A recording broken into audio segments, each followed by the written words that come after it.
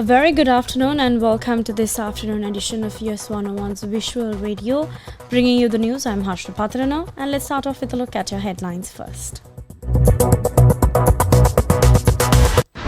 News First headline. SLPP appoints new district leaders. The presidential candidate of the Sarvajana Balaya is to be announced today.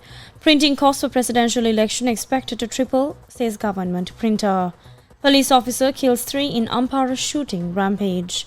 In your international headlines, Donald Trump proposes alternative election debate. Kamala Harris says no. And in your sports, Algerian boxer Khalif eyes gold amid gender row.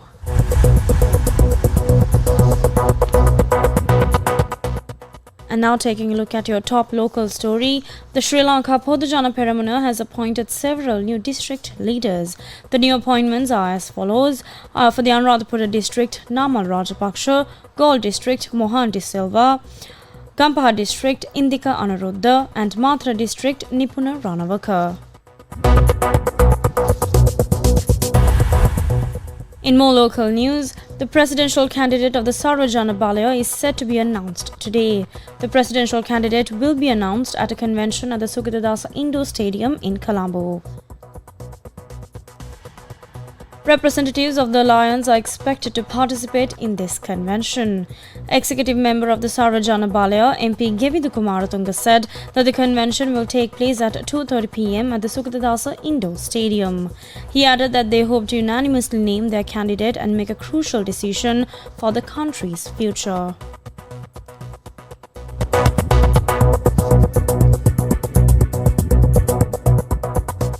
Still in local news, the Department of Government Printing has projected a significant increase in printing expenses, estimating that costs could triple compared to the previous election cycle.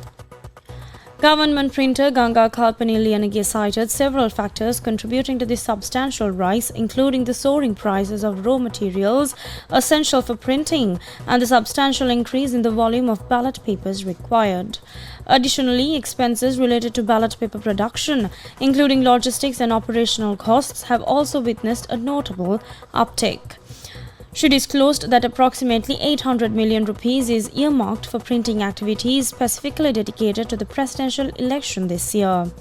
She pointed out that in the previous election cycle, the standard length of a ballot paper was 27 inches. She added that any increase in the number of candidates this time around could potentially escalate printing costs further, owing to the necessity of producing longer ballot papers to accommodate additional names.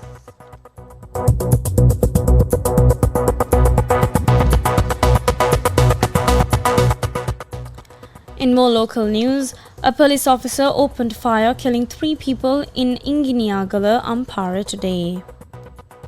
The victims include a fellow police officer and 2 civilians. According to police reports, the officer shot and killed a constable from the same police station. The deceased constable was a resident of the Nelyad.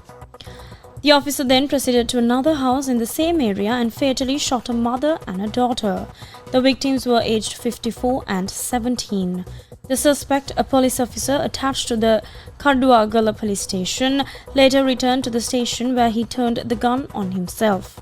He was pronounced dead upon admission to the hospital.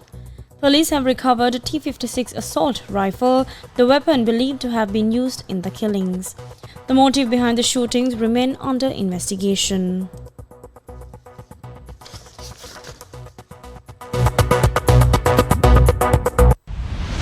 International news.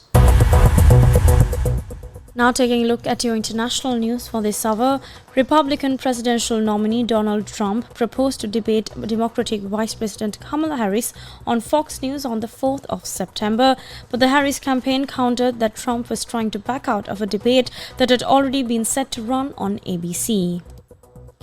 The rules would be similar to the first debate with President Joe Biden, who has since dropped his reselection bid, and Trump said in a post, opens new tab on Truth Social late on Friday.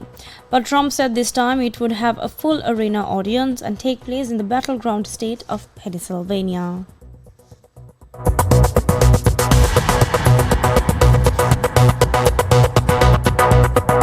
Sports news. And finally, on to sports news.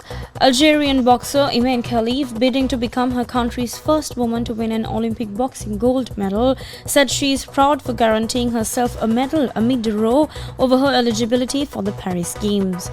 The 25-year-old beat Hungary's Luca Anna Hamori by a unanimous decision in a welterweight quarter-final fight on Saturday to ensure at least a bronze medal, Algeria's first boxing medal since 2000.